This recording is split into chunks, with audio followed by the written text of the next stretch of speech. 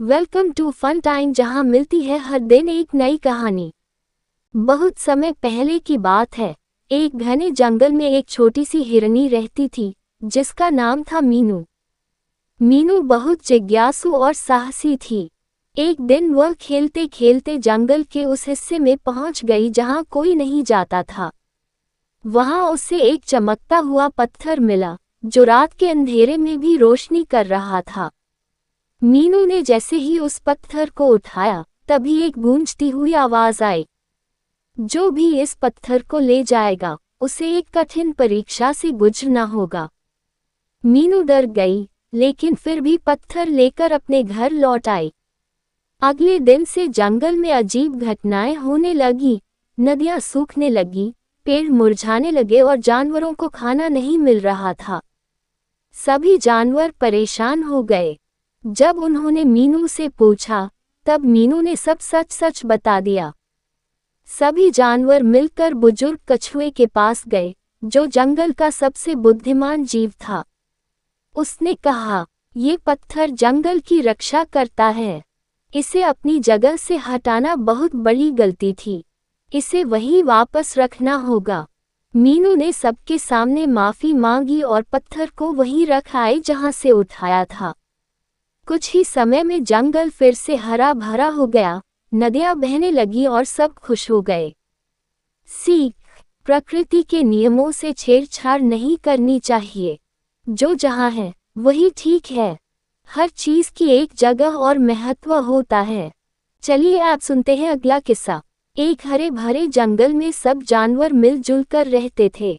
लेकिन जंगल के एक कोने में एक बहुत पुराना और सूखा पेड़ खड़ा था।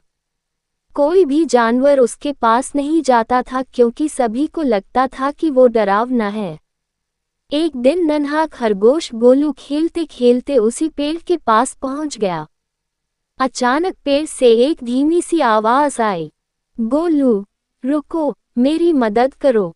गोलू डर गया, लेकिन फिर उसने साहस करके पूछा, तुम कौन हो? क्या सच में एक पेड़ बोल सकता है? पेड़ बोला, मैं कभी इस जंगल का सबसे हरा भरा और मददगार पेड़ था, लेकिन एक जादुई तूफान ने मुझे सुखा दिया। अब केवल एक सच्चे दिल वाला जीव ही मुझे फिर से हरा कर सकता है। गोलू ने जंगल के सभी जानवरों को इकट्ठा किया और पेड़ के चारों ओर खुदाई की, पानी डाला और उसके आसपास फूल पौधे लगाए। धीरे धीरे वह पेड़ फिर से हरा हो गया और उस पर नए पत्ते आने लगे। तब पेड़ बोला, तुम सभी की मेहनत और एकता ने मुझे जीवन दिया। सीख: कभी भी किसी को उसके हालात से मत आंकिए, और मिलकर काम करने से कोई भी असंभव कार्य संभव हो सकता है। चलिए आप सुनते हैं अगला किस्सा। बहुत समय पहले की बात है। एक सूखे जंगल में जानवर पानी की बूंद बूंद को तरस रहे थे। एक दिन बूढ़े उल्लू ने कहा, इस जंगल के नीचे एक अदृश्य नदी बहती है, लेकिन उसे सिर्फ वही देख सकता है जो स्वार्थी न हो। सभी जानवर हैरान रह गए। उन्होंने मिलकर नदी को ढूंढना शुरू किया। शेर, बंदर, भालू, खरगोश, सब ने कोशिश की, लेकिन किसी को कुछ नहीं दिखा। तभी एक छोटी सी गिलहरी, झुनझुन, ने कहा, चलो हम एक कुआं खोदते हैं और जो भी पानी मिलेगा सबके साथ बांटेंगे। सबने मिलकर खुदाई शुरू की, बिना लड़ाई, बिना स्वार्थ के। कुछ ही घंटों बाद वहां से पानी का झरना फूट पड़ा। जैसे ही पानी निकला, सबको दिखने लगा कि जमीन के नीचे एक चमचमाती नीली नदी बह रही थी। उल्लू मुस्कुराया और बोला, देखा, अदृश्य नदी वही देख पाता है जो सबके बारे में सोचता है। सीख: मिलजुल कर काम करने और निस्वार्थ सेवा में ही असली चमत्कार छुपे होते हैं।